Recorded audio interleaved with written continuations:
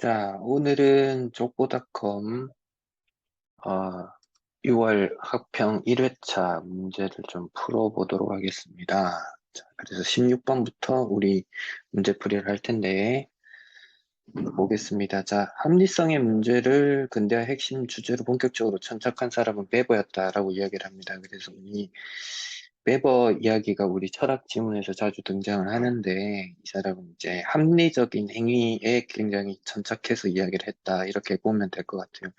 그러니까 이제 근대화로 넘어오게 되면서 이제 인간의 어떤 합리성에 우리가 이제 주목을 하게 되죠. 그래서 베버 같은 경우는 가치 합리적 행위, 한목적적 행위, 정의적 행위, 전통적 행위 이런 것들에 굉장히 그 주목을 했고 여기에서는 이제 현실적 경과에는 개의치 않고 스스로 신념을 행동하는 태도를 지칭한다라고 이야기를 했습니다. 그래서 그 어떤 가장 고려하는 것이 합리적인 고려 이런 것들을 굉장히 어, 중요하게 생각을 했고 가치 합리적 행위가 불합리해 보이는 경우가 얼마든지 가능하다라고 했습니다. 그래서 그 이 한목적적 행위 같은 경우는 목표의 정당함과 참된 여부를 가리지 않고 주어진 목표를 어떻게 하면 효과적으로 달성할 것인가에 최대한 주의를 기울였다라고 나와 있죠. 그래서 우리가 이제 예를 들어서 세계 2차 대전 같은 경우를 예를 들어 보면 이제 그 일본의 어떤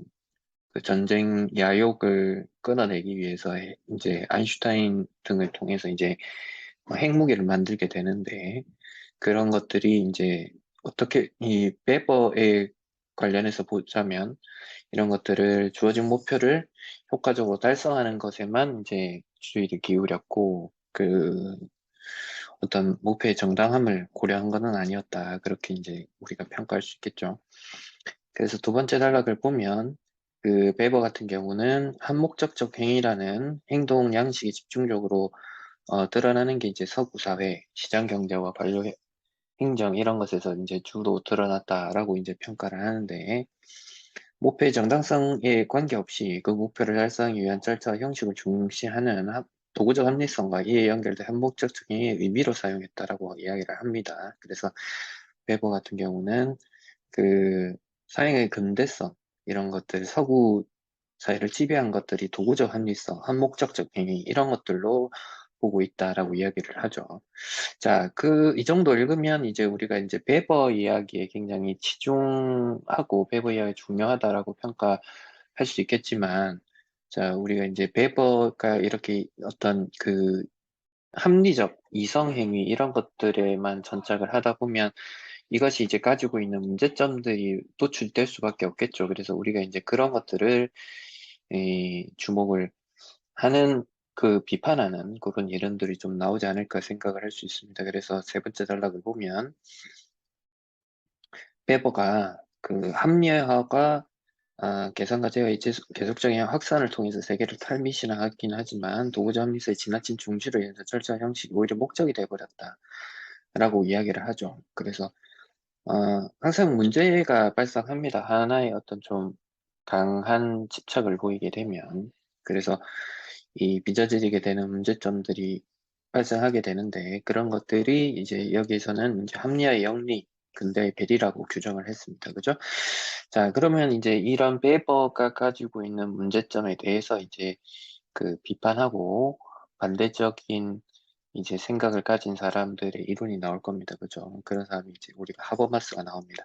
여러분들이 이제 그 비문학 지문을 읽을 때 하버마스라는 철학자가 이제 자주 등장을 하게 될 텐데 독일의 대철학자고 이제 공론장으로 굉장히 유명한 철학자로 기억을 하고 계시면 될 것 같아요. 그래서 공론장이라 함은 이제 그 대화와 토론 이런 것들을 통해서 어떤 새로운 그 이야기들을 풀어가는 그런 사람으로 기억을 해주시면 될 것 같고 그래서 그런 하버마스의 이야기가 이제 네 번째 단락에서부터 시작을 합니다. 그래서 하버마스는 베버의 연구가 이제 선구적인 작업이긴 했는데 그 논의가 너무 편벽된 것이었다. 그래서 하버마스가 향하는 것은 의사소통의 합리성에 대해서 주목을 하게 됩니다. 하버마스가 이야기하는 것은 어떤 그 도구적인 합리성 이런 것들도 중요하지만 이제 그것들을 넘어서는 이제 의사소통의 합리성 이런 것들이 굉장히 중요하다라고 이야기를 하는 것이죠. 자, 그래서 이 목적론적 행위, 규범적 행위, 표현적 행위, 의사소통적 행위 이런 것들을 이야기를 하는데 이런 것들이 이 자아중심적 계산에 의해서가 아니라 이해를 도달하는 노력을 통해서 서로가 조화된다라고 평가를 합니다.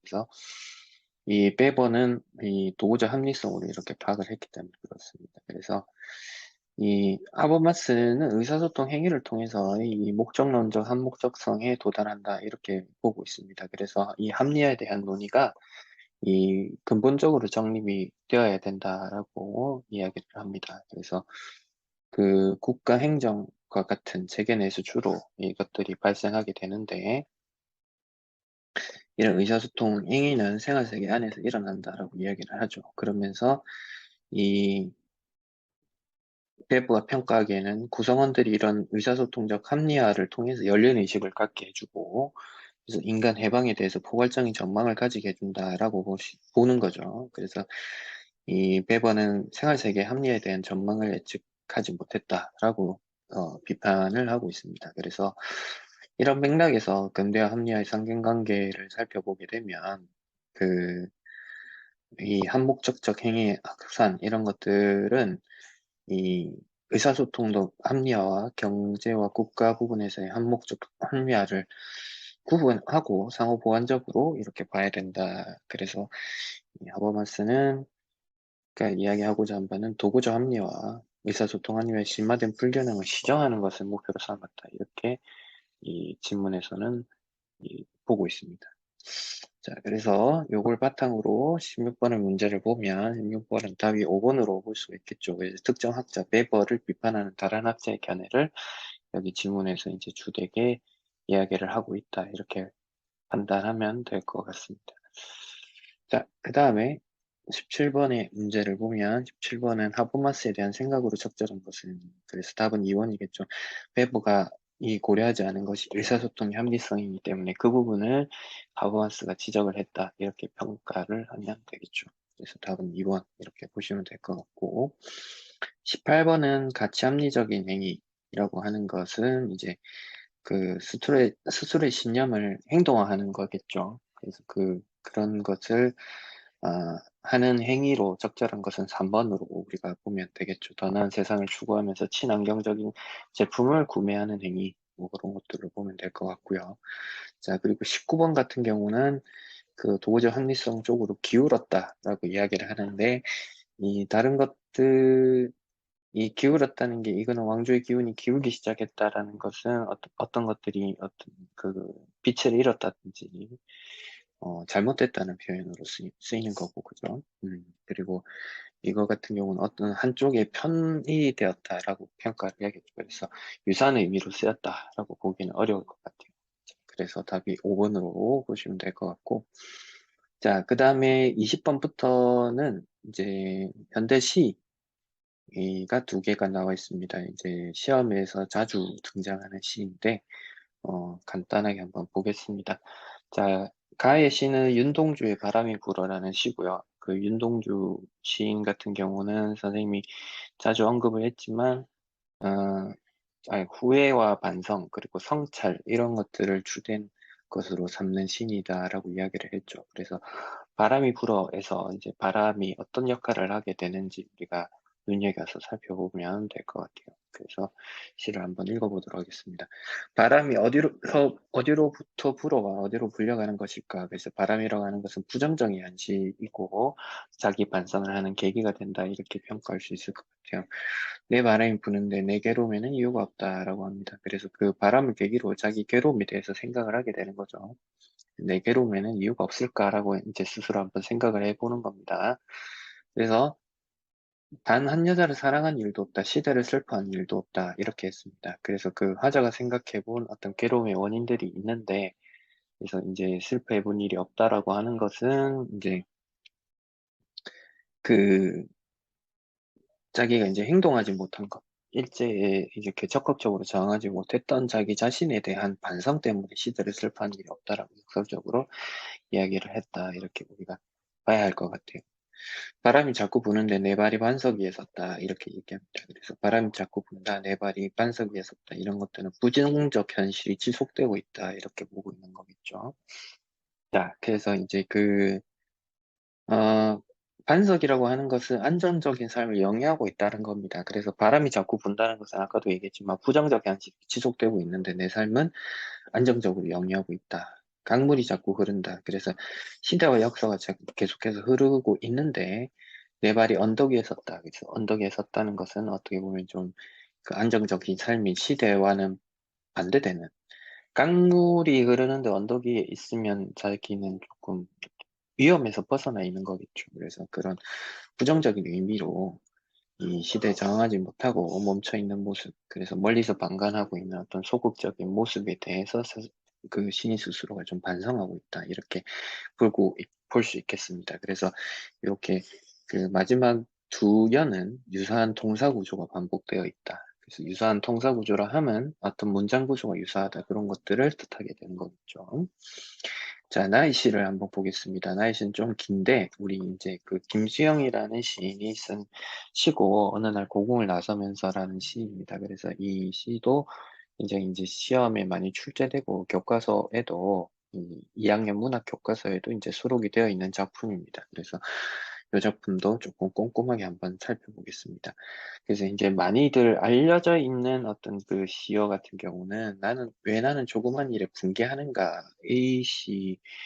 이 문장이 굉장히 이제 유명하게 회자되는 장면 중에 하나죠. 그래서 이 시를 이제 언제 썼냐라고 하면 이제 1960, 70년대 이제 독재 정권, 이제 박정희 독재 정권 때 이 시인의 화자가 그 독재 정권이 굉장히 무섭기 때문에 적극적으로 저항하지 못했고, 그렇게 저항하지 못한 자기 자신에 대해서 고백적이고 독백적이, 그러면서 의문형인 어조를 통해서 자기 스스로의 주저의식을 강조하는 일입니다. 그래서 조그만 일이라고 하는 것은 화를 내지도 않아도 되는 그런 일에, 비본질적이고 사소한 일에 내가 화를 내면서 나 스스로가 부끄럽고 한심하다라는 것에 대해서 이제 이야기를 하는 겁니다. 저 왕공이 음탕 대신에 왕공이 음탕이라고 하는 것은 이제 독재 전력과 그 권력에 편승한 세력들의 부도덕과 탐욕에 대해서 얘기를 하는 것이고, 그래서 어떤 그 50원짜리 갈비가 기름 덩어리가 나왔다고 붕괴하고, 그래서 이제 갈비탕 집에 갔는데 그 갈비가 이제 기름 덩어리가 나왔다고 붕괴하는 그런 일이죠. 그래서 이런 것들은 비본질적인 일인데, 이런 것에만 나는 분노를 했다. 옹졸하게 붕괴하고, 살랑터집 돼지 같은 주인냐한테 욕을 하고, 그래서 이 분개하고 욕을 하고 이런 반복을 통해서 이 사람이 오히려 그렇게 못났던 자기 모습에 대해서 자조하고 자조적인 심정을 이야기를 하고 있는 겁니다. 그래서 이 돼지 같은 주인년이라고 굉장히 비하하는 비속어를 사용을 했는데, 이런 것들은 힘없는 자, 화자가 분개하고 있는 이런 대상이 굉장히 힘없는 자인데, 힘없는 자들에게 비속어를 사용해서 자기 자신의 어떤 속된 모습을 드러내고 있다라고 볼 수가 있습니다. 한번 정당당하게 붙잡혀간 소설가를 위해서, 그래서 이 소설가는 왜 붙잡혀갔냐면 굉장히 잘못된 현실에 대해서 저항을 했기 때문에 붙잡혀간 거겠죠. 그래서 그 붙잡혀간 그 현실에 대해서 굉장히 자기는 이제 쓴소리를 못하고 있는 거죠. 그래서 언론의 자유 이런 것들은 굉장히 중요하고 본질적인 일이고, 월남이라고 하는 것은 베트남의 그 한자어인데, 그래서 그 베트남 파병을 했었습니다. 예전에. 이제 그런 것들은 잘못된 일인데 전쟁에 반대해야 되는데, 그런 것들은 이행을 하지 못했다. 자유를 이행하지 못했다라고 합니다. 반대하는 자유라고 뒤에 붙일 수도 있는데, 자유를 굳이 이 행을 바꾸면서 한 것은 이 자유를 강조하기 위해서 의도적인 행가리를 했다라고 우리가 표현을 합니다. 그래서 의도적인 행가리는 이 자유를 강조하기 위함이고 시적 긴장감을 형성하기 위함이다. 이렇게 우리가 봐주시면 될 것 같습니다.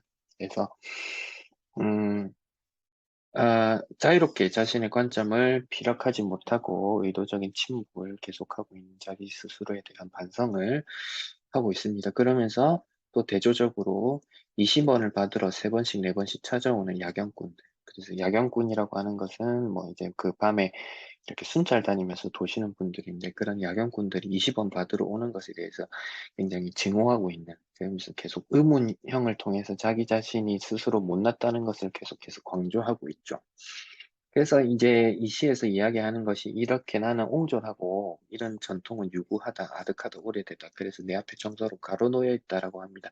그래서 이런 소시민성이 몸에 배어 있는데 이런 일도 있었다는 것이죠. 이런 일이라 하면 자기 자신이 옹졸하게 굴었던 일을 얘기하는 것인데 이 정보원들이 너스와 이 너스는 간호사죠. 스펀지를 만들고 거지를 갤 때 포로 경찰이 되지 않겠느냐. 정보원이 생각할 땐 이게 중요한 일인데 너 이런 일 해보지 않겠냐. 뭐 남자가 이런 일을 하고 있냐. 이런 사소한 일을 너스도 옆에서 놀린 적이 있었다라고 하는 것이죠.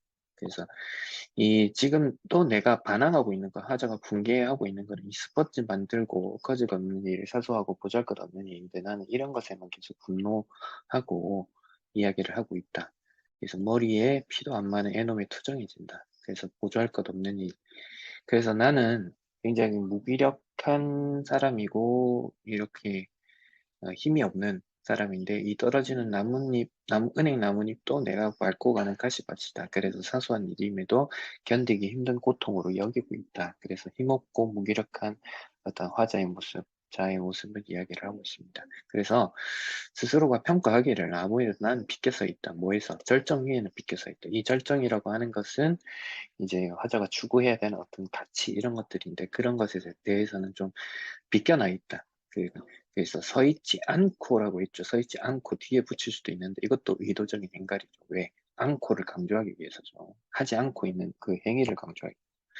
그래서 조금쯤 옆에 서 있는 것이 그래서 방관자적인 삶이죠. 조금 비겁한 것이라고 알고 있다. 자기 자신이 굉장히 비겁하다라는 것을 알고 있죠. 그래서 그거에 대해서 반성하고 있습니다. 그러니까 이렇게 옹졸하게 반항을 한다. 강하게 항거하지 못하는 자기 자신에 대해서 반성을 하고 있죠. 그래서 이발쟁이, 그래서 힘없는 자고 하자가 분개하고 있는 대상인데 땅 주인이 이발쟁이한테는 화를 내고 땅 주인에게는 하지 못하고 구청 직원한테도 화를 내야 되는데 동해 직원한테도 화를 내야 되는데 분개하지 않고 있죠. 그것에 대해서 반성하고 있습니다. 근데 누구한테 화를 낸다? 야경꾼에게. 뭐 때문에? 20원 때문에, 10원 때문에, 이런 때문에 숫자가 점점 줄어들고 있죠. 그래서 이런 것들을 우리가 점강법이라고 합니다. 그 줄어든다라고 해서 강이 강하다라는 뜻이 아니고 우리 승강기라는 것을 얘기하죠. 승강기 엘리베이터. 승은 오르다라는 뜻이고 강은 내려간다는 뜻입니다. 그래서 점강법, 점점점 내려간다. 그래서 20원, 10원, 1원 이런 식으로 내려가고 있죠. 그래서 기본질적이고 사소한 일이다. 그러면서 반복을 통해서 화자의 어떤 그 소시민성을 강조하고 있다. 그러면서 이야기를 합니다. 모래야 나는 얼마만큼 작으냐. 바람아 먼지야 풀아 나는 얼마만큼 작으냐. 그래서 자꾸 보잘것없는 자신의 내 모습을 대조하고 있습니다. 그래서 보잘것없는 자기 자신에 대한 자주적인 독백, 자기 반성을 이야기를 하면서 시상을 마무리하고 있습니다. 자, 그래서 20번의 답은 1번입니다. 서리적 표현이 계속해서 이제 등장을 하고 있다. 그리고 21번은 윤동주에 대한 이야기들을 이야기하고 있는데, 이 보기를 통해서 보면, 윤동주는 이 시에서 자기가 시대를 슬퍼한 일이 없다라고 이야기를 했지만, 실은 이 조선인 유학생 대상으로 조선의 독립과 민족문화를 선동했다는 제목으로 일본 경찰에 체포가 되고, 결국 그 감옥 안에서 자기 생을 마감하게 되는 그런 삶을 살았습니다. 그래서 실제로 행동하는 지식인이었다. 이렇게 봐야겠죠. 그래서 음, 다른 것들은 다 이제 윤동주에 대해서 정확하게 이제 표현을 했다라고 볼 수가 있고, 3번은 민족만을 사랑했다. 뭐, 이렇게 단정적으로 볼 근거는 없습니다. 뭐, 단 한 여자를 사랑한 일이 없다. 이렇게 이야기를 했다고 해서 민족만을 사랑했다. 이렇게 보는 것은 좀 무리가 있겠죠. 자, 그리고 20번은 답이 4번으로 보면 될 것 같아요. 그래서 그, 이 시인이 비읍이 아닌 시옷을 선택했다. 그래서 스펀지 만드는 일, 그리고 비본질적이고 사소한 일만 이렇게 하고 있는 거죠. 그러면서 이제 소시민성이 오랫도록 몸에 배어 있다. 이렇게 이야기를 했다라고 볼 수가 있겠죠. 자, 그리고 23번은 답이 1번으로 보면 될 것 같습니다. 그래서 A는 화자의 자신 모습을 돌아볼 수 있고 B는 자체가 하는 모습과 관련되어 있다. 이렇게 보면 될 것 같아요. 자, 그리고 손창섭의 인여인간을 좀 볼 텐데 26번이 킬러라고 되어 있습니다. 그래서 보기의 이야기들을 좀 보면 전후라고 하는 것은 이제 6.25 전쟁 이후를 이야기하는 것이겠죠. 그래서 이 전후 사회의 인간군상, 사회상과 인간군상을 제시하고 그래서 이거를 인간적인 모습을 지켜나갈 방법을 모색하는 작품인데 그래서 이 어려운 상황에도 긍정을 잊지 않고 현실을 살아가는 또 다른 인물을 통해서 전쟁의 한패함을 벗어날 수 있을 거다. 뭐 이런 이야기들을 하고 있습니다. 그래서 작품들을 한번 살펴보도록 하겠습니다. 자, 그래서 의사인 서만기 앞부분의 줄거리를 보면 좀 굉장히 인물 관계도가 약간 어려울 수도 있고 좀 정신없을 수도 있어요. 보면 의사의 서만기 병원에는 동창인 최익준과 전봉호가 매일 찾아온다고 합니다.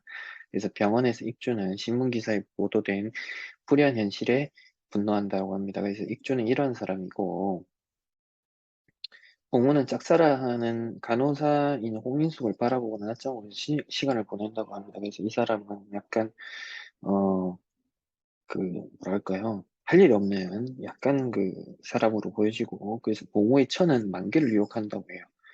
이 문장이 굉장히 이상하게 느껴져야만 됩니다. 봉우의 처인데 만기를 유혹한다고 해요. 서만기가 의사죠.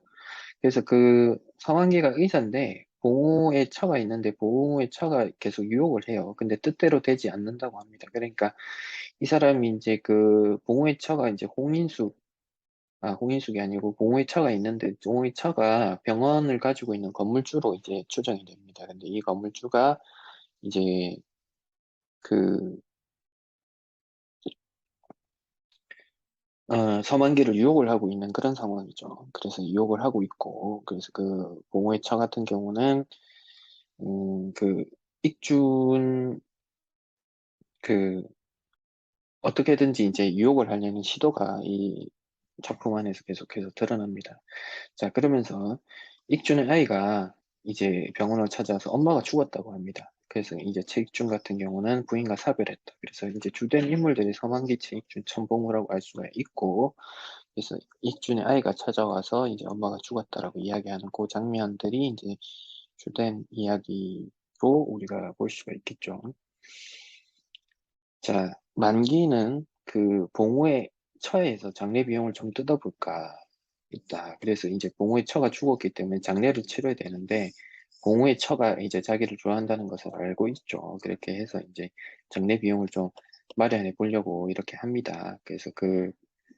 어, 그래서 이제 이런저런 이야기들이 조금 나오게 되고 근데 이제 그 병원이 지금 비워줘야 되는 그런 어떤 위기에 처해 있죠. 그래서 봉우의 처가 유혹을 했는데 유혹에 이제 넘어가지 않았기 때문에. 그래서 간호사 인숙이 있고, 인숙 같은 경우는 이제 이 병원이 팔리게 됐냐라고 물어봅니다. 그래서 이제 그 병원은 이제 사실 걱정하는 마음인데, 이제 의사인 서만기가 볼 때는 이제 자기가, 어떤 월급을 받지 못할까 봐서 이런 이야기를 하는가 이제 싶어서 이제 이런저런 이야기를 합니다. 걱정 마라, 네 월급은 내가 줄 것이다. 뭐 이렇게 이야기를 하는 장면이죠. 그래서 그러니까 절 그렇게만 보셨어요? 라고 얘기를 합니다. 그래서 나 그것 때문에 당신한테 하는 얘기 아니다. 그래서 나 돈 때문에 그런 거 아니다. 이러면서 쭉 이야기를 합니다. 이제 쭉 이야기를 하면서 뭐라고 하냐면 나한테 50만 원이 있고, 그 오빠한테 부탁해서 30만 원을 마련을 할 테니, 새 병원을 차려라. 이렇게 이야기를 하는. 그래서 이제, 인숙이 눈물을 흘리게 되는 그런 장면이 나오게 됐습니다. 그죠? 자, 그래서, 보고는 제부 용기가 내서 아이가 어머니에게 조르듯이 옆에서 거들었다. 그래서 이제 돈을 자꾸 달라는 것이죠. 보고의 처가 몇 번이나 낯설게 변했다는 것은 해주기가 싫은 것이죠. 그래서 그러다가 이제 선생님에게도 저 같은 여자가 소용이 닿을 때가 있군요. 이런 걸 뭐예요? 무슨 표현입니까? 날 거부하더니 돈을 필요하니까 찾는 거 아니에요? 이렇게 얘기를 하는 것이죠. 그래서 이제, 어, 그래서 대답도 듣지 않고 가더니 신문지에 돈을 이제 마련해오죠. 예전에는 이제 신문지에다 돈을 이렇게 주는 그런 것들이 많았죠. 그래서 이렇게 치하를 한다. 이렇게 감사 표시를 하는 걸 우리가 치하한다라고 이야기를 하죠. 그래서 이제 그러면서 이 돈 그냥 드리는 거 아니에요. 갚으세요라는 말이기도 하지만 어떤 내가 그 대가를 나중에 요구할 수도 있으니 너는 그 대가에 응해야 할 것이다. 이런 거죠. 그래서 그 원금 갖고는 안 되겠어. 적당한 이자까지 등. 여기서 이자는 실제 돈을 이야기할 수도 있지만 이제 다른 어떤 그 나에게 어떤 애정을 보여달라는 그런 뜻이기도 합니다. 그래서 돈으로 어떻게든 아양에 가까운 교태였다라는 것은 굉장히 이게 무뚝뚝하게 이야기를 한 것이 아니고 굉장히 좀 애교를 섞어서 이렇게 했다는 것이겠죠. 결국은 어떤 돈으로 이 사람을 엮어보겠다는 어떤 그런 수작이 담겨 있다. 우리가 이제 그렇게 해석을 할 수 있겠습니다. 그죠? 자, 그래서 다시 나를 끌려달라. 이야기할 게 있다. 그러면서 거리낌 없이 이제 이야기를 했다. 이런 것들을 통해서 이 사람은 그 자기 남편이 있음에도 불구하고 굉장히 부끄러움이 없다라는 것을 우리가 알 수가 있겠죠. 그러면서 이제 돈으로 격식을 좀 갖추어서 이렇게 했는데 차 안에서 익준이가 없는 거. 지금 익준이 없는 익준처의 장례식을 치르게 되게 된 거죠. 그래서 그거에 대해서 이제 그 만기가 이제 분노를 하게 되는데, 그 이유가 있습니다. 이제 보니까 저쪽에서 머리에 흰 붕대를 감고 이리로 걸어오는 사내가 있었는데 이 사내의 외형이 어떻다 허줄근하다라는 것이죠. 그래서 익준이 사실은 어떤 돈을 마련하고 이러기 위해서 굉장히 여러 군데 돌아다니면서 일을 하고 그럼으로 인해서 이제 좀 모습이 후줄근하고 이랬다는 것을 우리가 알 수가 있습니다. 그러면서 이제 그 익준을 발견한 익준의 아이가 이제 아버지다 이렇게 얘기를 하죠. 그래서 머리에 상처를 입은 모양이다. 그러면서 석상처럼 전혀 인간이 느껴지지 않는 얼굴이었다는 것은 표정에 변화가 없었다는 것이겠죠. 그래서 표정에 변화가 없다는 것은 어떤 굉장히 삶이 굉장히 그 힘들어서 그리고 망연자실해서 이제 표정에 변화가 없다 이렇게 우리가 해석을 할 수 있을 것 같습니다. 그래서 아이고 차라리 쓸모없는 저 따위나 잡아가지 않고 옆날이라도 만반이지. 그래서 장모가 사이를 보면서 이제 아내가 죽었으면서 슬퍼하지 않는 그런 모습에 굉장히 분노해 하는 것이죠. 어쨌든 7살 먹은 아이는 아버지 하면서 아버지 나 새 옷 입고 자동차 타고 산에 갔다 이렇게 이야기를 합니다. 그래서 이런 모습들을 통해서 이 아이가 아직까지 그 어머니 부재에 따른 슬픔을 자각하지 못하고 있음을 우리가 알 수가 있고 아이가 순수하다 이런 것들도 알 수가 있겠네요. 그래서 인여인간이다 이렇게 이야기를 하고 있네요. 24번 한번 보겠습니다. 24번은 5번이 적절하지 않은 것이다 이렇게 볼 수가 있겠습니다. 그래서 5번 답을 하면 될 것 같고요. 자, 그리고 25번은 2번 아이들의 해맑은 모습을 통해서 인물의 비각적 상황이 한층 부각되었다 이렇게 우리가 볼 수가 있겠습니다. 자, 그리고 26번은 답이 1번입니다. 그래서 그 아내와 아이들은 내팽개쳐 집을 나간 익초의 모습에서 전후의 불구적인 전형. 그래서 불구라는 것은 구제하기 어렵다. 그리고 구제하기 어려운 대상이다. 이렇게 이야기를 하는데 이제 그런 대상이라기보다는 이준이 돈을 벌기 위해서 나갔다라는 것은 우리가 앞부분 줄거리에서 볼 수가 있습니다. 음, 그래서 그 익준이 어, 저는 불구적이다. 이렇게 보기는 좀 어렵다라고 보면 될 것 같아요. 오히려 불구적인 인물은 봉우의 이렇게 봉우가 있음에도 불구하고 계속해서 이제 유혹을 한다든지 그런 군상에서 이렇게 그런 우리가 그런 것들을 더 느낄 수 있겠죠. 자, 그리고 이제 27번부터 이제 요 32번까지는 그 과학 지문인데 이 태풍이 만들어지는 원리에 대해서 이야기를 하고 있습니다. 그래서 이 지문들도 굉장히 좀 많은 개념들이 등장을 하고 있는데 태풍이 어떻게 해서 발생을 하고 그 발생 조건에 대해서 이제 우리가 좀 잘 이해를 한다면 좀 어렵지 않게 풀 수 있는 지문이지 않을까 생각을 해봅니다. 자, 그래서 첫 번째 단락은 이 태풍을 구성하고 있는 것에 대해서 이야기합니다. 눈과 눈별, 나선띠, 그래서 조직화된 정란운 집단이다. 그래서 불안정한 상태에서 발생한다라고 이야기를 합니다. 그래서 이 태풍이라고 하는 것은 상승 기류가 발생해서 하는 것인데 여기서 이제 언급하는 것이 단열 팽창이라고 합니다. 그래서 태풍의 발생 조건이 상승 기류하고 단열 팽창인데 이것들이 있을 때 이제 태풍이 만들어지고 그래서 우리가 이 태풍을 이제 바라보는 데 있어서 여기서 이제 그 조건들을 만족하는 것이 어떻게 생성이 되는지에 대해서 이제 설명할 것이다. 그러면 우리가 이제 그 태풍이 이 어, 태풍을 구성하는 데 있어서 중요한 어떤 그 조건들이 어떤 것들이 있는지를 큰 얼개를 만들고 거기를 이제 채워가면서 이제 보는 것이 중요하겠다. 그래서 그 두 번째 단락을 우리가 이제 A라고 이렇게 묶어놨는데 그 A에서 이제 중요한 것을 우리가 이제 판단하는 것이 이제 그 수분 단열 감률 이것이 굉장히 중요한 개념이 되겠죠. 그래서 이 수분 단열 감률이 이제 건조 단열 감률하고 이제 비교를 할 수 있는데 건조 단열 같은 경우는 이제 말뜻 그대로 건조하기 때문에 거기에 어떤 습기나 이런 것들이 없는 상태를 이야기하는 거겠죠. 그래서 1kg가 상승할 때 10도씨가 하락을 하게 되는데 습윤, 그러니까 습기를 머금고 있을 때는 4에서 6도씨가 하락을 하게 됩니다. 그러면 이 차이에서 우리가 느낄 수 있는 게 이 공기가 이제 상승할 때의 수분 담열 감률이 이 기온의 그 하락폭이 훨씬 더 적다라는 것을 느낄 수가 있겠죠. 그러면은 우리가 이제 그 둘 중에서 이제 우리가 상식적으로 봤을 때 태풍이 그 다습하다라는 것은 우리가 실제로 알 수가 있죠. 그러면 이 수분 담열 감률이 태풍을 만드는 조건에 해당하겠구나라는 것을 우리가 짐작으로 추론으로 알 수가 있습니다. 그래서 온도 하락이 작다 그런 것들은 왜 그러냐면 잠열 때문이다. 그 잠열이라고 하는 것이 공기 속의 수증기가 이제 물을 이제 머금고 있는 경우들이 많기 때문에 그래서 온도 하락이 적다라고 우리가 볼 수가 있는 거겠죠. 그래서 이 수분 담열 감률 이때 우리가 정란운이 형성이 되고 그럴 때 우리가 이제 알고 있는 태풍이 만들어진다라고 보면 되겠죠. 그래서 여기서도 이야기하고 있는 게 기온 감률이라고 하는 것은 고도가 1km 상승할 때 기온이 하락하는 비율인데 이것이 이제 그 6.5도씨 per 킬로미터라고 해서 1km가 상승할 때 6.5도가 감소하는데 아까 수분 단열 감률 같은 경우는 4에서 6도씨가 감소한다는 것을 우리가 위에서 살펴봐서 알 수 있죠.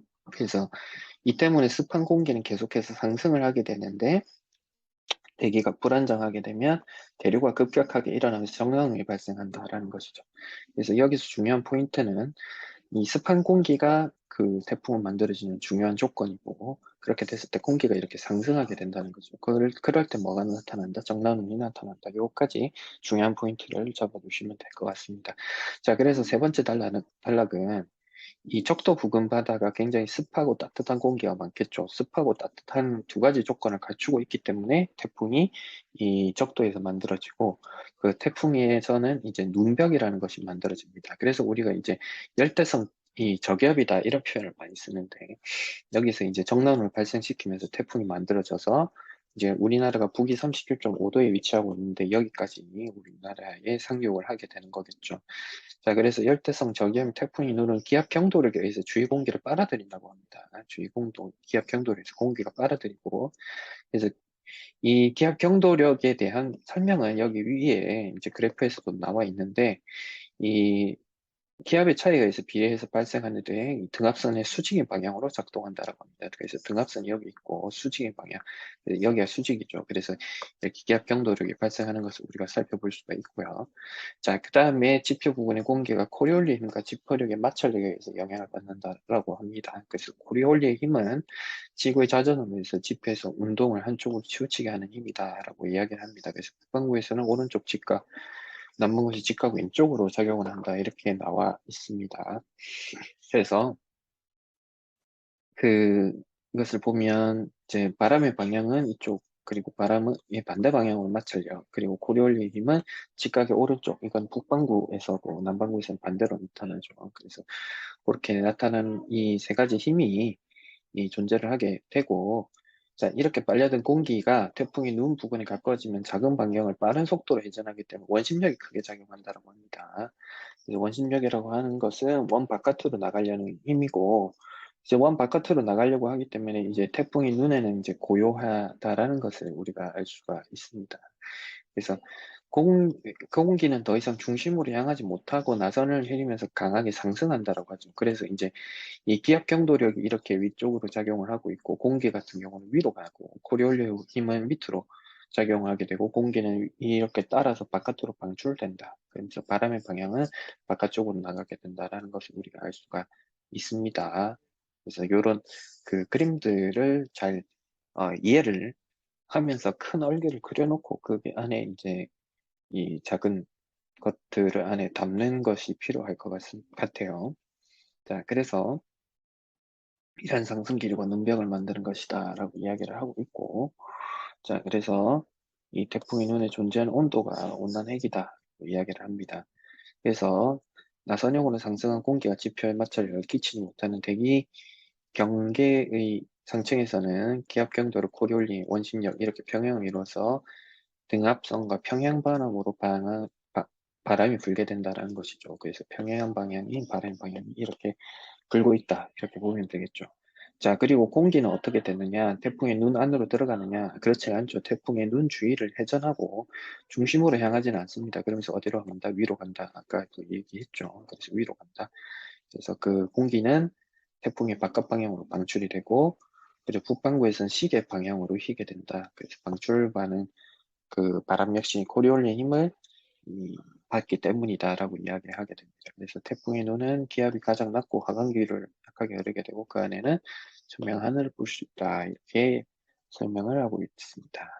자, 그래서 27번을 보면 답은 4번으로 보면 되겠죠. 핵심의 개념과 핵심의 개념과의 관계에 대해서 파악하면서 읽어야 한다. 이렇게 27번에 4번으로 보면 될 것 같고요. 28번은 답이 4번으로 보면 되겠죠. 그 다른 설명들은 다 맞다라고 보시면 되고 그 기압 경도에 있어 눈으로 빨려 들어간다. 뭐가 그 정답은 그렇지 않죠. 그래서 눈벽을 만들고 상승 길고 눈벽을 형성한다. 그 벽을 형성한다고 얘기를 했죠. 자, 그 다음에 29번 같은 경우는 지금 보면 바다에서 바람이 불어오고 있습니다. 서쪽에서. 그래서 이 이날 같은 기상 조건이면 이 바람의 방향이 바다에서 300으로 불어오게 되면 이 남자는 어떤 옷을 입을까라고 하는데 이 바다는 아까도 얘기했지만 습윤한 기운을 머금고 있죠. 그래서 습한 기운이 올라오기 때문에 바람이 300 오르면 단열 팽창될 때 방출된 잔멸로 인해서 기온이 좀 더 상승하게 되리라는 것을 우리가 알 수가 있죠. 그래서 시원한 옷을 입게 될 것이다라는 것을 우리가 쉽게 추정을 할 수 있습니다. 자, 30번은 이제 기억, 니은, 티끌, 리을이 이렇게 각각 나와 있는데 이 중에서 이제 틀린 것은 4번으로 보면 되겠습니다. 그래서 4번이 그 디귿을 이야기하는데 지표와의 마찰력을 얘기하는데 이 지표와의 마찰력을 우리가 그냥 단순하게 생각을 해봐도 지상으로부터 멀어질 때 힘이 작아질 거라는 것을 이야기를 할 수가 있겠죠. 그래서 이제 공기의 이동에 영향을 미칠 수가 없다라는 것을 우리가 알 수가 있습니다. 그래서 답은 4번이 틀렸다. 이렇게 보시면 될 것 같아요. 자, 그리고 31번 같은 경우는 태풍이 발생하는 그 어떤 것에 대해서 이제 그림으로 설명을 하고 있는데 답은 이제 3번으로 보면 되겠습니다. 3번 같은 경우는 태풍이 눈에 근접할수록 공기 흡입 속도가 느려진다라고 봐야 됩니다. 일견 생각하면 공기 흡입 속도가 빨라지는 거 아닌가 이렇게 생각할 수 있는데 이 태풍의 눈 방향으로 공기가 이동하지 못하기 때문에 흡입 속도는 느려지고 이 공기가 회전하는 속도는 굉장히 빨라집니다. 반경이 작아지기 때문에. 그래서 요 3번이 이 그냥 읽어보면 이게 틀린 내용 같아 보이는 3번이 맞는 내용으로 보시면 되겠습니다. 그래서 3번이 맞고 32번 같은 경우는 이 A에게 영향을 미쳤다는 게 영어로 하면 이제 어펙트라고 볼 수가 있겠죠. 그래서 이 답은 4번으로 보면 될 것 같습니다.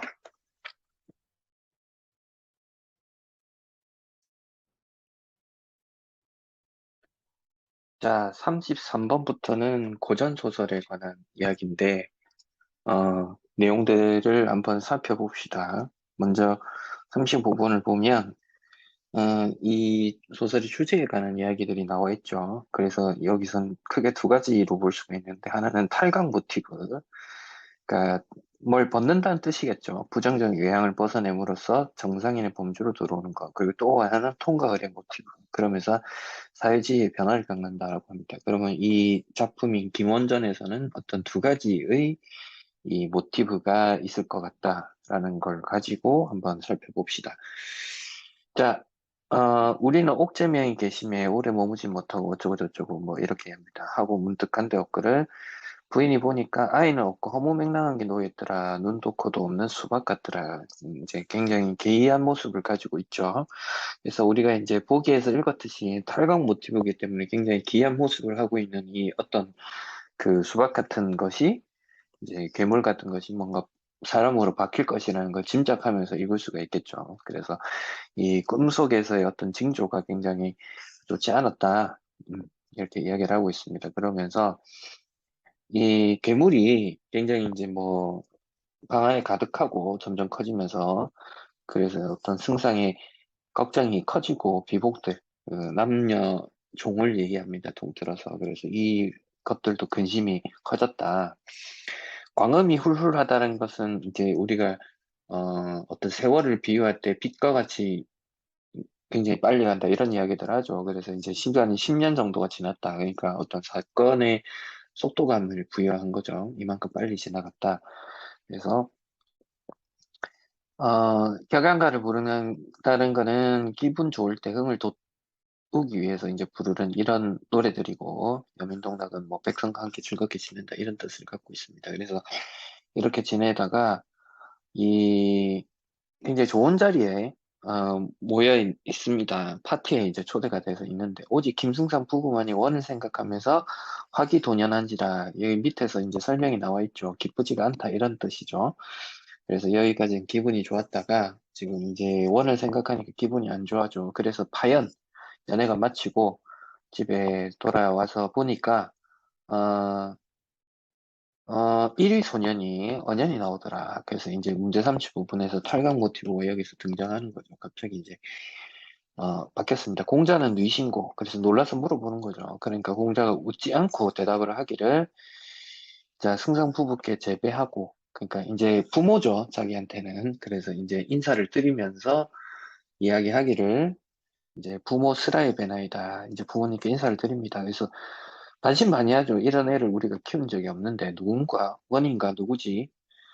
그래서 넌 누구고 괴물 어디 갔냐 이러니까 이제 전생에 이제 죄가 있어가지고 이런 괴물의 형태를 쓰고 있었다. 그러니까 이유가 밝혀진 거죠. 그래서 이제 허물을 벗고 뱀나이다. 그래서 통과 탈각 모티브가 이제 나왔습니다. 그러면 이제 보기 35번에서 등장했던 것이 통과 의뢰 모티브가 이제 나올 차례라는 것을 우리가 알 수가 있겠죠. 그래서 우리가 이제 보기를 먼저 읽어보고 작품을 이제 분석하는 게 굉장히 중요한 이유 중에 하나가 이제 앞으로 읽어 나가야 되는 것에 대해서 우리가 길잡이 역할을 해줄 수가 있기 때문에 항상 읽어보고 그 틀 안에서 이제 사고하는 것이 굉장히 중요하겠다 이렇게 말씀드릴 수가 있겠어요.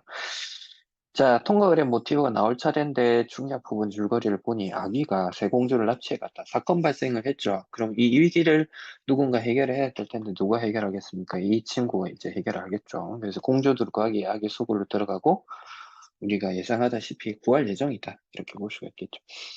자, 그래서, 자, 원수왈. 여기서 이제 원수는, 고전소설에서 원수는 보통 이제 대장을 뜻하는 사람을 얘기하는 겁니다. 빈번하게 등장을 하고, 여기서는 김원을 뜻한다는 것을 알 수가 있겠죠. 그래서 천자의 명을 받아 삼위공주를 모시러 왔으니 요괴를 죽이고 공주를 돌아가게 하겠다. 이렇게 얘기하니, 자, 요괴 놈이 신통하니까 조심해라. 이렇게 공주가 이야기를 합니다. 그래서 그, 그 욕에 있는 곳을 물어보니까 정각에서 자고 있다. 그래서 이제 홍갑선을 들고 문 앞에 나가서 한번 붙이니까 요괴가 다 쓰러지더라. 전개적인 요소죠. 자, 악의가 몸을 움직여다 도로 쓰러진다. 그래서 여기서 이제 김원의 비보아 능력을 알 수 있고 비현실적인 영웅소설의 전형성을 느낄 수가 있습니다. 그래서 공주와 모든 여자들이 아기의 죽음을 보고 대히 크게 기뻐하다는 뜻입니다. 그래서 두모가기가 이제 다시 등장을 하네요. 그러면서 대호 큰 소리로 물어봅니다. 그래서 내 놈이 어떤 놈인데 우리 장군을 죽이냐. 그래서 원수를 갚겠다. 이렇게 얘기를 하니까 이 산호채를 날려서 이렇게 하니까 잔유괴들이 쓰러지더라. 그러면서 이제 원수 김원이 이제 호통을 칩니다. 너희 무리 감히 나에게 한거할 소냐? 그래서 이제 홍갑선을 붙이니까 다 제가 되어서 죽었다. 그래서 고문이라고 하는 것은 고자가 창고 고자입니다. 창고 삼아 알아두세요. 창고의 문을 열어보니 은근 보패, 그러니까 금은 부하들이 막 있더라. 그리고 수십 여자가 있다가 아기의 죽음을 보고 땅에 엎드려 절을 하면서 이야기하기를 당신이 아니었다면 우리 고혼 귀신이 되었을 텐데 외로운 귀신이 되었을 텐데 당신 덕분에 부모를 만날 수 있게 됐다. 활명대응 뭐라고 나와 있으니까 목숨을 살려준 커다란 은혜를 입었다라고 이야기하는 거죠. 그래서 당신 덕분에 은혜를 입게 되었습니다. 이렇게 이야기하는 소설이었습니다. 그게 어렵지 않죠. 자, 33번은 답이 2번이죠. 이럭저럭 광음이 후루라에 10년이 되었다. 이런 표현들을 통해서 굉장히 실제 시간 흐름보다 소설 흐름을 빠르게 했다라는 거 우리가 알 수가 있고요. 34번은 이 3번이죠. 승상은 부인이 괴물로 생각하여 그를 결정을 후회했다. 후회한 적은 없습니다. 그죠? 음, 그래서 그렇게 보시면 되고 35번 같은 경우는 답이 5번인데 이 공주와 모든 여자들이 할애를 해서 이렇게 하는 거는 이 사회적 지위가 변할 것이기 때문에 한 게 아니고 자신을 구해준 것에 대한 감사의 은혜로 이렇게 이제 감사를 드린 거죠. 자, 그리고 36번은 이, 이 전기적인 요소가 없는 것을 골라라라는 것인데 이제 아까 시간이 10년이 흘렸다 이런 것들은 이제 전개적 요소가 아니고 시간의 흐름을 보여주는 하나의 어떤 문장이었다 이렇게 보시면 될 것 같아요. 자, 그다음 37번부터는 경작 지문인데 우리 이제 외부성이라고 하는 어떤 개념이 자주 등장을 합니다. 그래서 41번 같은 문제는 약간의 개선적인 문제도 좀 등장하는데 크게 어렵지는 않습니다. 그래서 중요한 파트들을 짚어보면서 한 번씩 보겠습니다. 자, 첫 번째 단락은 경제의 외부성에 대해서 이야기를 하는데, 자, A 행동이 B에게 의도치 않은 이익을 주거나 손해를 주는 모든 어떤 상황을 일컬어서 우리가 외부성이라고 합니다. 경제의 외부성은. 근데 이제 이익을 주게 될 때는 외부 경제라고 하고, 손해를 주게 되면 외부 불경제라고 합니다.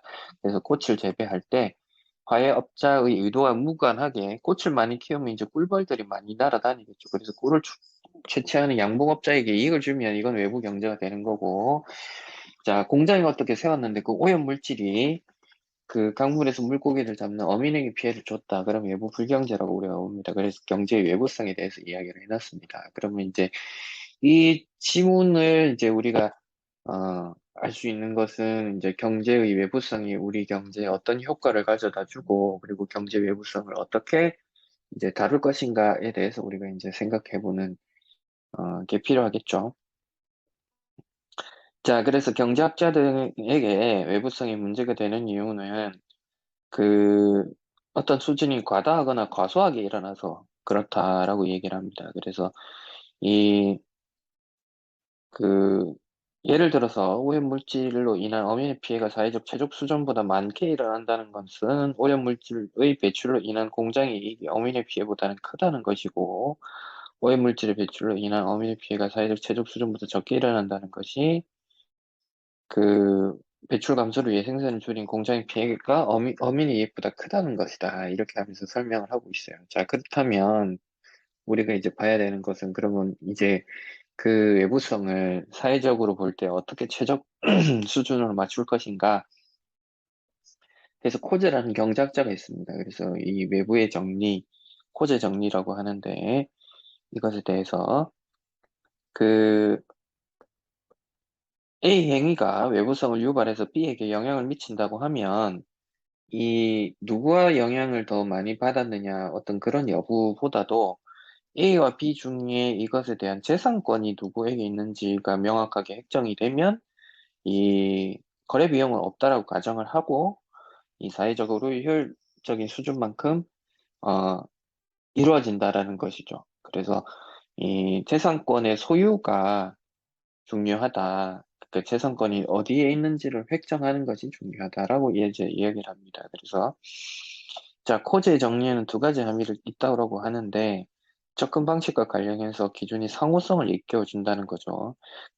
예를 들어서 강물에 오염 물질이 있을 때 공장과 어민 간의 다툼이 있을 텐데 이제 우리가 일반적으로 생각할 때는 공장 오염이 문제의 원천이고 그래서 공장 오염 물질을 줄여야 된다라고 쉽게 생각하기 쉬운데 코즈는 그게 문제의 원천이 아닐 수 있다는 것을 지적을 하는 거죠. 왜냐하면은 그 강 근처에 오염물질이 배출될 수밖에 없는 것은 필연적인 것인데 강에서 고기 잡는 행위가 문제일 수 있다는 것이죠. 그러면 이제 광물의 코즈에 따르면 이제 강물을 이제 그 강물에 대한 재산권을 행사하고 있는 것이 누구이냐, 누구의 문제냐 이게 이제 중요할 수 있다라는 것이죠. 그래서 이 이것은 A와 B 사이의 상호적 성격을 지닌 문제라고 보는 것입니다. 그러니까 어떤 문제에 있어서 한쪽 일방의 편을 우리가 이제 환경 문제가 중요하기 때문에 공장이 문제다라고 보는 것이 아니고 상호적 성격으로 접근을 한다는 거죠. 그래서 여기서 이제 상호성이라는 두 경제 주체가 대칭적이기 때문에 누군가의 이익이 누군가에게는 다른 이익을 감소시키는 거죠. 예를 들어서 강에서 이제 고기를 잡게 되는 사람의 편을 들면 그 공장에서 어떤 그 폐수를 뭐 방류하지 못하게 한다든지 이렇게 하게 될 텐데 그렇게 하면 공장이 피해를 입게 되죠. 강에서 물고기를 잡는 사람은 이득을 보게 되지만 그래서 이 외부성 문제에서는 한쪽 일방을 가해자나 피해자로 상정하는 것이 적절하지 못하다라고 얘기합니다. 그러니까 우리가 그 어떤 외부성이라는 개념을 첫 번째 단락에서 읽었을 때 외부 경제가 될 수도 있고 외부 불경제가 될 수도 있는데 우리가 흔히 생각할 때는 환경오염이라는 것이 유발시키는 자가 나쁜 자이기 때문에 이 사람이 범인이고 이 사람을 버려야 된다라고 흔히 생각하기 쉬운데 외부성을 인지하는 데 있어서 상호성을 기준으로 판단을 해야 되지 어느 일방의 편을 들어서는 안 된다. 그러니까 항상 그 비문학 지문을 읽을 때 중요하게 생각해야 되는 지점 중에 하나가 우리가 가지고 있는 편견으로 그 어떤 지문에서 제기하고 있는 사안을 접근해서는 안 된다는 것이죠. 그러니까 철저하게 지문에서 그 제기하고 있는 어떤 그 사람에 대한 이야기, 그, 그 학자의 어떤 견해, 이런 것들을 판단의 준거로 삼아야 된다. 그래서 여기서는 코제 정리는 외부성을 접근하는 데 있어서는 상호성을 접근해야 된다는 것을 분명히 하고 있습니다. 그러면서 이 재산권을 누구에게 있는지를 판단을 하면 이 문제는 쉽게 풀릴 수 있다는 것이죠. 그러니까 우리가 생각할 때 강물이라는 것은 우리가 경제적인 개념으로 봤을 때 공유지죠, 공유지. 그러니까 국민 모두가 소유하고 있는 것이죠. 그렇기 때문에 이 공유지라고 하는 것에 대한 재산권을 어떻게 인식할 거냐. 그럼 이 재산권이라고 하는 것은 우리가 돈을 주고 이제 살 수 있는 것이냐 아니냐 뭐 이런 것들을 우리가 살펴봐야 된다는 거죠. 자, 그래서 두 번째 함의를 재산권을 명확히 한다면 해결이 된다라고 하는데 이 재산권 부여를 통해 외부성이 내부화된다라고 하면 경제 주체들은 통상적인 협상과 계약을 수행할 거다. 그래서 이 수행에 따른 거래 비용이 없다면 외부성으로 발생한 문제는 사회적 최적 수준에서 해결이 된다는 거죠. 그래서 이런 문제는 공장과 어민의 문제는 광물권의 재산권이 획정되지 않아서 생긴 문제이기 때문에 재산권을 획정하면 될 것이고, 그래서 예를 들기를 재산권이 어민에게 있다라고 하면 어민이 재산권이니까 공장은 피해를 입히는 대상이 되는 거죠. 그러면 공장 오염 물질을 배출할 때 어민의 동의를 구해야 되고, 그러면 공장 입장에서는 어민이 재산권을 가지고 있기 때문에 보상을 해야 되는 협상에 임해야 됩니다. 그죠? 임의로 그 강물을 오염시키는 재산권을 침해했기 때문에. 그래서 양자가 만족할 수 있는 수준에서 오염물질을 배출할 수 있는 수준을 정할 겁니다. 공장을 아예 이전하는 방법도 있겠지만 공장을 이전하는 건 돈이 많이 드니 그 배출물질을 줄일 수 있는 어떤 그 돈이 좀 많이 들여서 이렇게 정화 시설을 갖추고 일정 수준을 이렇게 배출할 수 있는 어떤 그 수준에서 오염물질을 배출할 것이고 반대의 경우도 발생할 수 있습니다. 왜냐하면 어, 예를 들어서 우리 그 기업이 그 지방자치단체에 일정 부분의 돈을 지불하고 이 사람들이 우리가 이제 강물을 일정 부분 소유할 수 있는 어떤 세금을 납부하고 그거에 배출할 수 있는 권리를 부여받았을 수도 있단 말이에요. 그래서 강물에 대한 권리가 공장에 있을 수도 있단 말이에요. 그러면 반대의 경우가 되죠. 어민이 고기를 잡고자 하는 것은 이 강물에 대한 소유권이 공장에게 있는데 그 공장에게 양해를 구해야 되는 입장이죠. 그러니까 그러면은 이럴 수 있습니다. 이제 너무 근데 이제 오염이 심하게 되니 이렇게 우리가 물고기를 잡을 수 있게끔 도와달라라고 하는 차원에서 저감 장치를 이렇게 설치하는 비용을 어민이 공장에게 지불할 수도 있는 것이죠. 그래서 여기서도 어민은 공장에게 보상을 통해 오염물질 배출 주의도를 요청함으로써 물고기 수를 늘리자. 그러면서 양자가 만족할 수 있는 수준으로 조정이 된다는 거죠. 바로 이것이 코지 정리다라는 것이죠.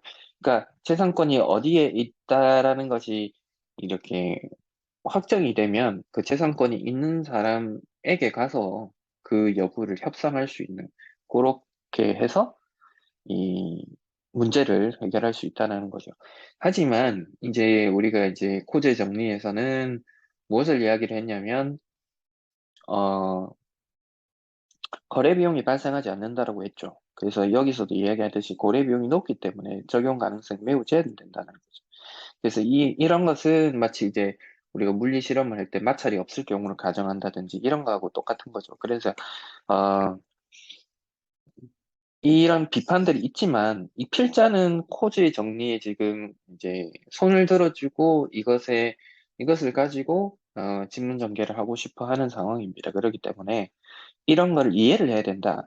당신이 그러니까 현실에서 이런 거래 비용이 없다는 게 말이 되냐, 이렇게 비판하는 것은 이해는 한다. 이런 비판은 있을 것이라는 것도 알고 있다. 하지만 이런 거는 이 거래 비용이 없다라고 해서 비판을 할 부분이 아니고 우리 갈릴레이 실험 같은 경우도 이 마찰이 없는 데서 공은 무한히 굴러갈 수 있다. 근데 이제 우리가 그런 실험들을 통해서 어떤 원리들을 도출해내지 않냐. 그래서 이제 그 비판받는 거는 알지만 이런 건 실험적 차원에서 어디까지나 이해를 해야 된다. 라면서 코지 정리에 손을 들어주고 있습니다. 그래서 코지 정리라고 하는 것이 이제 법 경제학하고 관련이 되는데, 그래서 이 법원은 누구에게 재산권을 부여해야 되냐라고 했을 때 이제 세 가지 견해가 가능하다라고 하죠. 그래서 첫 번째는 아무에게나 주면 된다.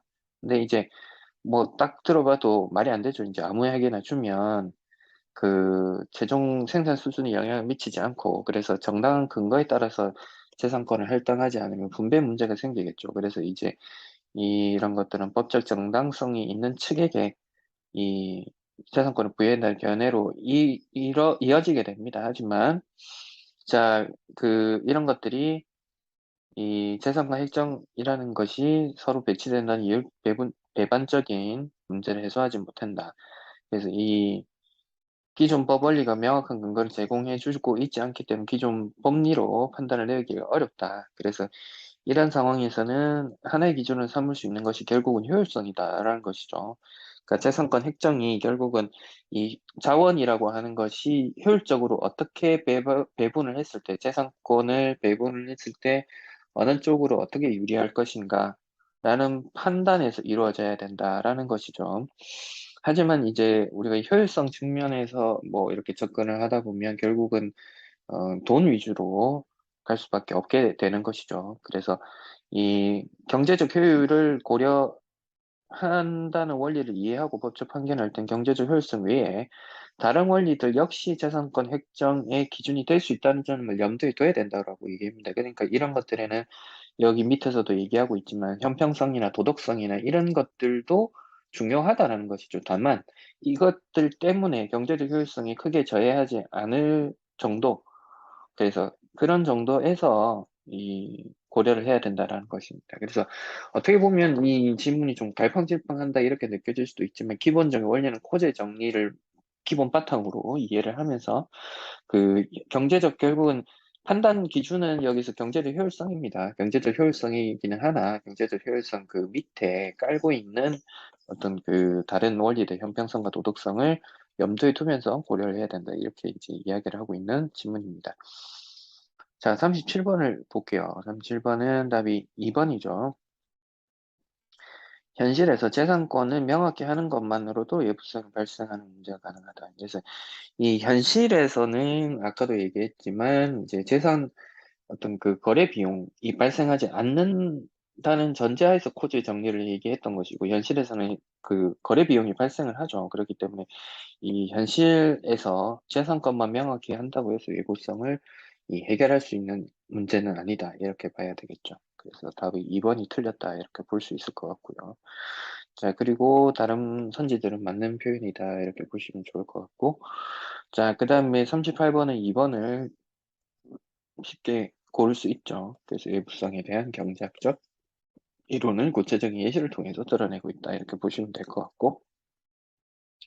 자, 39번은 답이 이제 내용이 일치하지 않는 것은 4번인데, 그래서 그 코드 정리가 이 불가능한 상황을 설정하기 때문에 이 현실 세계의 외부성 문제를 이해하는 데 도움이 되는 관점을 제시하지 못한다라고 했지만, 일간 보면 결국은 현실에서의 문제를 해결하지 못하지 않냐 이럴 수 있지만 이, 아까 얘기했던 그 갈릴레이 시험과 마찬가지로 도움이 되는 관점은 제기하고 있죠. 제시하죠. 그러니까 결국은 그 재산권의 획정 문제를 누구에게 가져가느냐 그게 코제 정리의 핵심이었죠. 거래 비용을 일단 차치하고서라도 그래서 재산권 문제를 법원에서 판단할 때 그걸 효율성 측면에서 판단을 해야 된다. 이렇게 하기 때문에 도움이 되는 관점은 제기하고 있습니다. 아예 코제 정리가 쓸모가 없다라는 것을 이야기하고자 하는 지문은 아니었다라는 것에 이 초점을 맞춰야 됩니다. 그래서 이런 그 선지들을 읽을 때 좀 조심해야 되는 것은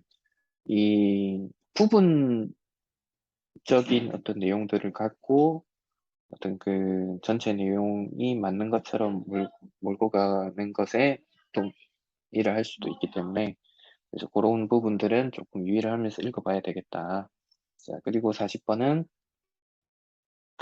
이제 A에 대한 이야기인데 그래서 이 A라고 하는 것이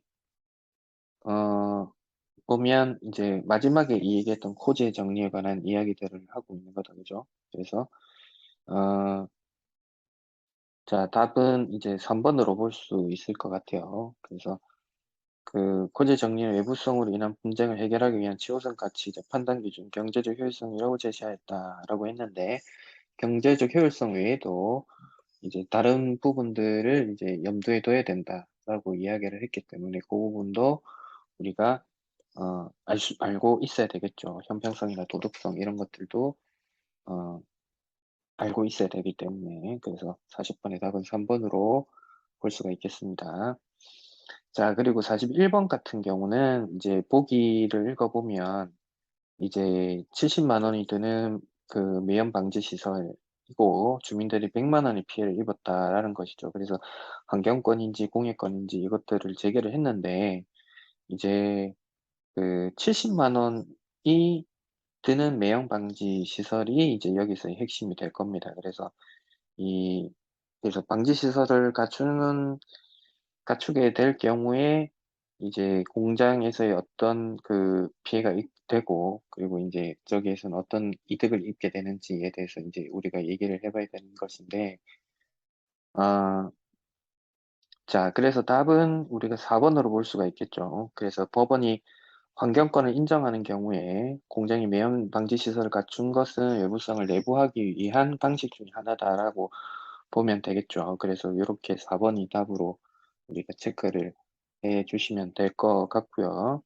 그리고 1번은 이제 그 전적으로 A 공장이 매연을 방출한 행위다. 그래서 코제 정리에서는 상호적으로 판단을 하기 때문에 일방의 탓으로 돌리면 안 된다. 이렇게 보셔야 될 것 같고. 자, 2번 같은 경우는 공개된 재산권이 이 공개된 재산권은 공장에게 있다라고 봐야 되겠죠. 공예권을 인정한다라고 하면. 자, 그리고 3번 같은 경우는 이제 매연 방지 시설을 설치할 때 이제 70만 원의 비용에 이제 40만 원 이제 그 협상 비용이까지 든다고 하면 110만 원에 달하는 돈이 되기 때문에 이렇게 될 경우에 이제 그 둘 다 이 손해기 때문에 공장도 주민도 손해를 보기 때문에 설치를 안 하고 그냥 100만 원씩 손해를 보는 것으로 가는 게 오히려 맞겠죠. 그래서 답은 3번도 이제 틀렸다라고 봐야 될 것이고, 그리고 5번 같은 경우도 그 교섭 과정에서 비용이 발생하지 않는다라고 하면 공장의 재산권이 부여되는 게 아니고 어느 쪽에 재산권이 부여되어도 이제 손해를 볼 수밖에 없는 구조다. 이렇게 5번 선지를 봐야 될 것 같습니다. 자, 그 마지막 이제 42번부터 이제 마지막까지는 이제 시 관련한 시하고 이제 수필, 간단한 수필이 이제 나와 있습니다. 그래서 요것들 보기를 먼저 한번 보고 한번 판단해 볼게요. 자, 보기를 한번 보시면, 자, 아무런 일제강점기 말기에 그 상황에 쓰인 이 작품이 이제 이 가에 대한 내용입니다. 그래서 설학을 소재로 하고 있고, 설학은 순환적 질서에 따라서 생성과 소멸을 거듭하는 영원하고 신성한 모성의 세계로 그려진다. 이렇게 얘기를 하고 있습니다. 그래서 자족적인 공동체가 실현된 소망으로 확장되고 있고, 를 통해서 하자는 민족의 항구적인 미래를 염원하고 있다. 이렇게 이야기를 하고 있어요. 그래서 요거를 바탕으로 일제강점기라는 걸 잡고 우리가 이 작품들을 한번 살펴봐야 될 것 같습니다. 자, 가를 한번 보면, 자, 가 작품이 박두진의 서랍부입니다. 박두진이 일제강점기 때 활동했던 인물로 우리가 알고 있으면 좋을 것 같고요. 자, 부여하는 치맛자락. 그래서 끌어안았다라는 것이죠. 이건 이제 설악산을 비유한 겁니다. 하얀 눈바람이라고 하는 것은 시각적 심상을 이야기를 하고 있고요. 골이 봉우리고 모두 눈에 하얗게 뒤덮였다. 그래서 이제 설악산의 모습을 형상화하고 있습니다. 사뭇 무릎에 빠진다. 나는 얘가 저 북극이니 남극이니 그런데도 생각하며 걷는다. 그래서 눈 내린 설악산이 북극이나 남극만큼 걷기가 힘들다라는 점을 이야기하고 있는 거죠. 그래서 어려운 상황에서 생각하는 미래에 대한 생각이다. 이렇게 보시면 될 것 같아요. 자, 파랗게 하늘이 얼었다. 그래서 이제 시각적 이미지로 공간의 모습을 형상화하고 있습니다. 그래서 하늘에 나는 후 입김을 뿜는다. 그래서 입김을 뿜어보는데 쓰러지며 올라가다 고요하다. 이렇게 얘기하죠. 그래서 고요한 설악산의 모습을 시각적으로 형상화하고 있습니다. 너무 고요하여 외롭게 나는 태고에 놓여 있다라고 합니다. 태고라고 하는 것은 고자가 이제 고자죠. 아주 먼 옛날을 얘기합니다. 그러면서 이제 느낌표가 등장했기 때문에 영상적으로 정서를 부각하고 있다. 이렇게 볼 수가 있겠습니다. 그래서 설악산을 태고의 신비 공간으로 우리가 인식하고 있다. 이렇게 볼 수가 있겠다. 그죠? 자, 그리고 왜 이렇게 자꾸 나는 산만 찾아 나서는 걸까? 그래서 이제 여기서의 산은 설악산을 이야기하는 거겠죠. 그래서 의문형 어미로 이 화자의 정서를 부각하고 있다. 이렇게 볼 수가 있겠죠. 그래서 내 영원한 어머니, 여기서는 실제 어머니가 아니고 이 설악산이 이제 어머니 같이 느껴진다라는 것을 이야기하는 것이겠죠. 그래서 영원한 모성의 세계인 이 설악산에 대해서 이야기를 하는 겁니다. 그래서 이제 산을 찾는 이유가 여기 있다라고 보는 것이죠. 그래서 내가 죽으면 빼꼬리 이런 양지짝에 묻힌다. 그래서 이 자기가 죽어서 이렇게 설악산에 묻히고 싶다. 이런 이야기를 하고 있습니다. 자, 꽃이 피는 때 내 푸른 무덤엔 산폭이 하늘빛 도라지꽃이 피고, 그래서 이 하늘빛 도라지꽃은 새로운 생명력을 가진 존재라고 우리가 볼 수가 있겠습니다. 그래서 거기에 하얀 산나비가 날라라. 그래서 이 하얀 산나비도 이런 생명력을 가진 존재라고 볼 수가 있습니다. 그러면서 한 마리 멧새도 울어라, 달밤에 두견도 와 울어라라고 이야기를 합니다. 그래서 선생님이 여기 이제 화자의 부활을 기다리고 있는 존재다라고 이야기를 했는데, 왜 부활이냐고 하면 그 다음 연을 읽어보면 나오게 되죠. 그래서 언제 새로운 태양, 다른 태양이 솟는 날 아침에 내가 다시 무덤에서 부활할 것도 믿어본다라고 합니다. 그래서 이 지금의 상황과는 밝은 어느 날을 이야기하는 거죠. 그래서 이제 이 지금의 현 시대는 아까 이제 보기에서도 살펴봤지만 일제강점기라는 것을 알 수가 있죠. 그래서 이제 부활할 것도 믿어본다라고 했기 때문에 부활할 것을 확신하는 것이죠. 그래서 이 우리가 볼 때 이제 달밤에 두견도와 울어라라고 하는 이 화자의 부활을 이제 기다리는 존재들이 이런 생명체들이라는 것을 우리가 알 수가 있겠습니다. 그죠? 자, 나는 눈을 감아본다. 그래서 이제 답답한 현실이기 때문에 일제강점기이기 때문에 눈을 감고 사색에 잠겨봅니다. 그러면서 순간 번뜩 영원히 어린다라고 합니다. 그래서 지금은 어렵지만 영원할 것이다. 이렇게 이야기를 하는 것이죠. 그래서 인간들 지금 이 땅에서 서로 아우성치는 수많은 인간들이 그래서 이 인간들이라고 하는 것은 여기서 이제 어렵게 사는 우리 민족들을 이야기하는 것이죠. 자, 그래도 멸하지 않고 우리 오래오래 세대를 살아갈 것으로 생각한다. 그래서 이 박두진이라는 시인이 생각하기에는 이제 우리 민족의 역사는 계속되어야 된다. 이런 점을 이야기하는 것이죠. 그래서 우리 민족의 항구적 미래를 영원하는 마음에서 이렇게 이야기를 하고 있다. 이렇게 볼 수 있겠습니다. 자, 그래서 우리 족속도 이어잡고 나며 죽음에 멸하지 않고 오래오래 이 땅에서 살아갈 것을 생각한다. 이렇게 얘기를 하고 있습니다. 그래서 민족의 오랜 역사에 대한 염원을 이야기하고 있고, 언제 이런 설화까지 왼통 꽃동산 꽃동산이 되어 그래서 부정적 상황이 모두 사라진 상태를 이야기하는 것이고, 우리가 모두 서로 노래치며 날뛰며 진정하로 화창하게 살아볼 날이 그렇다. 그러면서 역동적인 우리 공동체의 모습을 보고 싶다라고 이야기를 합니다. 선생님은 이제 마지막 이 연을 읽으면서 어떤 생각이 들었냐면, 이제 코로나가 끝나고 우리 그 국민들이 이제 뭐 그 이렇게 콘서트나 이런 데서 굉장히 흥겹게 노는 장면들을 보면서 우리 일제감정기 때 있었던 우리 선조들이 이런 모습들을 보면 굉장히 좋아했겠다 이런 생각이 들었습니다. 그래서 이 화창하게 살아보고 있고 서로 노래 부르고 날뛰고 이렇게 하고 있죠. 그래서 그런 이 부정적 상황이 모두 사라진 상태에서 우리가 이제 그런 것들을 즐기고 있는 그런 모습들이 이 박두진이 바랬던 우리 민족의 해방 이후 모습이 아니었나 이렇게 생각을 합니다. 자, 나의 시를 보겠습니다. 나의 시는 나무인데 이 나무를 지은 사람이 이건창 아 하류라는 시입니다. 이 하류에서 이제 중심 소재가 나무인데 여기서는 나무는 이제 동경과 무상감과 순수했던 과거의 추억 그리고 현실의 부정적 모습을 깨닫게 해주고 화장을 경험한 구체적인 대상 그리고 그리움을 불러일으키는 대상 이렇게 여러 가지로 볼 수 있을 것 같아요. 자, 그래서 자, 나를 한번 보면 여기 거기 나무가 있었다라고 하는데 여기서 이제 그 공간적 공간은 하류라고 이제 우리가 볼 수가 있고 시간적 공간은 유년 시절로 볼 수 있을 것 같아요. 그래서 이 노을 속에는 언제나 기러기가 살았네라고 합니다. 그래서 이 기러기라고 하는 것은 노을에 비친 기러기의 모습을 시각적으로 형상화했고 그리움의 대상, 그래서 뒷부분에 기러기와 대조가 되는 것으로 우리가 볼 수 있을 겁니다. 자, 붉은 노을이 금간악기 소리로 퍼지면 이 시각에 청각합니다. 공감각적 심상을 동원했다 이렇게 볼 수가 있고요. 거기 나무를 세워두고 집으로 돌아오곤 했었네. 그래서 나무와 함께 하고 싶다라는 거죠. 귀가에 대한 집으로 돌아오는 것에 대한 아쉬움을 드러내고 있습니다. 자, 쏟아져 내리는 은하수 하늘 아래 그래서 별이 있는 밤을 감각적으로 표현을 하고 있고 창문을 열고 바라보았네. 그래서 나무가 보고 싶어서 그런 나무에 대한 동경의 어떤 뜻으로 이렇게 해석할 수가 있겠죠.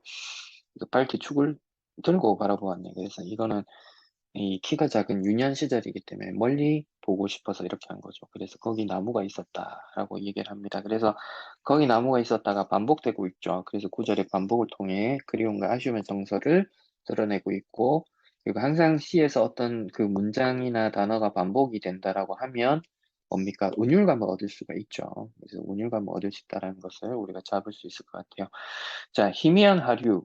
그래서 희미한 하류라 하면 강의 아래쪽 나무가 있는 곳을 이야기하고 있고, 그리고 뭐를 두고 잠이 들었네. 그래서 나무가 너무 좋아서 조금이라도 가까이 하고픈 마음에 그 뭐를 두고 잠이 들었다라고 표현을 하고 있습니다. 나무가 아이의 잠자리를 찾아와 가슴을 다독여주고 돌아가곤 했었네. 그래서 나무도 내 마음을 알아주고 나무와의 교감을 가지고 있다. 이렇게 볼 수가 있겠네요. 자, 그리고 거기 나무가 있었네. 2만 마리 매미 쏘죠. 그래서 매미가 있는 나무다. 그래서 청각적 심상, 무더운 여름날을 보여주고 있다. 이렇게 볼 수가 있겠고요. 자, 그늘이라고 하는 것은 우리가 이제 뭐 부정적인 상황 속에서 놓여 있는 그늘이라고 하는 것은 굉장히 안 좋은 거지만 여기 이제 나무가 주는 그늘이라는 것은 어떤 안식처가 되죠. 그래서 무더위를 피할 수 있는 그늘, 편안하고 자유로운 나무다. 그래서 모든 대답이 거기 있었다. 내가 그 궁금한 것을 다 해결할 수 있었다라는 것이죠. 그래서 어떤 아이의 상상과 희망과 꿈을 나타내고 있다. 이렇게 볼 수가 있겠죠. 그래서 이 그늘은 백사장이고 시냇물이었고 일기풀이고 뜸북이 알이었다. 그래서 아이의 중심이 나무였다는 점을 우리가 알 수가 있겠네요.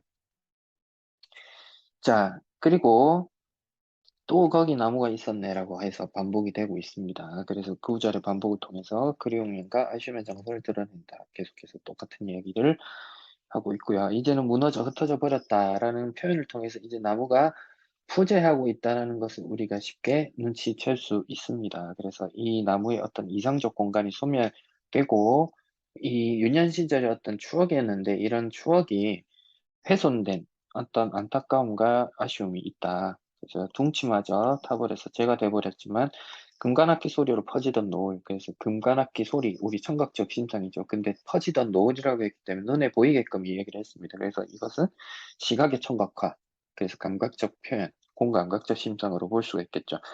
스쳐가는 느끼력이 몇 마리 있으리. 그래서 1년의 기러기는 아까 이제 그 평화로움이었는데 여기서는 이제 나무가 없어지고 난 뒤에 이제 날아가고 있는 기러기이기 때문에 어떤 쓸쓸함의 대상이다. 이렇게 볼 수가 있겠죠. 자, 귀 기울이고 다가서서 보내. 그래서 이 옛날을 만나기 위해서 사라져버린 어떤 순수 동경의 대상이다. 우리가 이렇게 볼 수 있을 것 같아요. 까마득한 하류에 나무가 있었네. 그래서 기억 속에만 있고 지금은 없다. 그래서 거기 나무가 있었네. 아쉬움과 안타까움을 드러내고 있다. 이렇게 볼 수가 있겠습니다.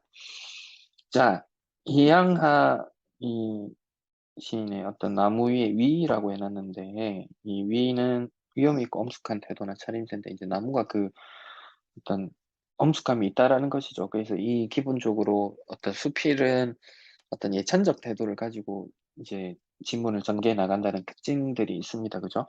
그래서 요것들은 이제 빠르게 좀 읽을 수 있습니다. 그래서 이 작품이 이제 나의 작품도 어떤 나무가 중심 소재였는데 여기서도 이제 나무에 대한 관점이 이어지리라는 것을 우리가 이제 추측을 할 수 있겠죠. 그 나무가 주는 기쁨과 위안이란 것이 낮춰서 생각할 게 아니다. 기쁨과 위안이 크다 이런 이야기를 하는 것이죠. 그래서 초록 일색의 나무가 갖는 것이 은근하고 건전한 풍치가 있다. 그래서 이 사람은 이 초록 일색의 나무에 조금 더 관심이 있다라는 것을 이야기를 하고 그리고 특히 찾아보고 즐기는 몇 가지 나무가 있다. 그래서 이제 자신이 즐기는 몇 가지 나무에 대한 이야기를 좀 할 것 같다라는 생각이 듭니다. 그래서 이 마로니에 나무에 대해서 얘기하는데 나무로서는 역시 잘된 나무다. 근데 이제 꿈의 나무라고나 할까? 그러면서 평화와 정의 그리고 기쁨이 깃들었을 것은 확실하다. 라면서 마로니에 나무에 대한 필자에 대한 생각을 밝힙니다. 자, 그러면서 이제 성균관 안에 있는 은행나무, 그 성균관이라는 구체적인 장소를 지시하고 여기 있는 은행나무에 대해서 이야기를 합니다. 그래서 그 임진왜란도 겪고 이 명륜당이라고 하는 건 이제 조선시대 때 이제 있었던 뭐 성균관에 대한 이야기겠죠. 그래서 그런 것들도 다 기억을 가진 나무고, 그래서 이런 것들이 이제는 시멘트로 메워져 있고 이렇게 하지만 거룩한 성자의 모습을 갖고 있다. 그래서 나이가 오래된 은행나무를 보고 얻은 감명을 이야기를 하고 있습니다.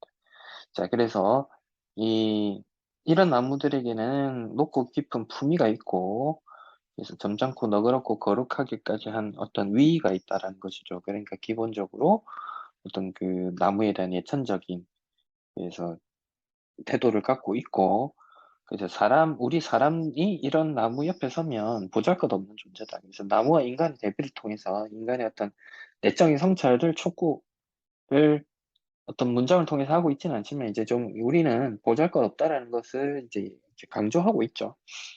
그래서 연연이라고 하는 것은 남은 생애를 얘기하는 것인데 한뜰에 나무를 모아서 벗삼아서 지낼 수 있다면 더 큰 행복이 없을 것 같다. 그러면서 나무에 대한 무한한 사랑과 존경을 이야기하고 있습니다. 자, 42번의 답은 1번입니다. 현실에 실존하는 대상을 통해서 작중 분위기를 제시하고 있다. 자, 근데 이제 나를 읽으면서, 선생님, 나무는 푸재하지 않습니까? 현실에 실존하지 않는데 어떻게 분위기 제시합니까? 라고 이야기할 수도 있지만, 여기서 이제 하늘을, 이야기를, 어, 이 작중 분위기를 잡아가는 것으로 볼 수도 있습니다. 그래서 그 작중 분위기는 하늘이 제시했다. 이렇게 좀 판단을 하면 좋을 것 같고요. 43번은 답이 2번. 그래서 이다에 대한 설명은 자연물, 나무에 그 생명력을 부여해서 자연의 친밀감을 느끼도록 이렇게 하고 있다. 이렇게 봐주시면 좋을 것 같아요. 44번은 이제 4번이죠. 그래서 아우 성취는 인간들을 우리 민족의 순환과 고통을 이제 감내하는 건데 화자는 이런 모습이 계속되는 세계를 소망하지 않겠죠, 당연히. 이건 그냥 읽어봐도 잘못된 선지라는 것은 가볍게 파악할 수 있겠네요. 자, 45번 답 4번인데 화자가 과거를 떠올리게 하는 대상으로 화자의 지난 삶을 그리워하게 된다라고 해서 45번에 답이 4번이 맞는 표현이다. 이렇게 보면 될 것 같습니다. 자, 그래서 이렇게 그 족보닷컴 1회차 고1 모의고사를 한번 풀어봤습니다.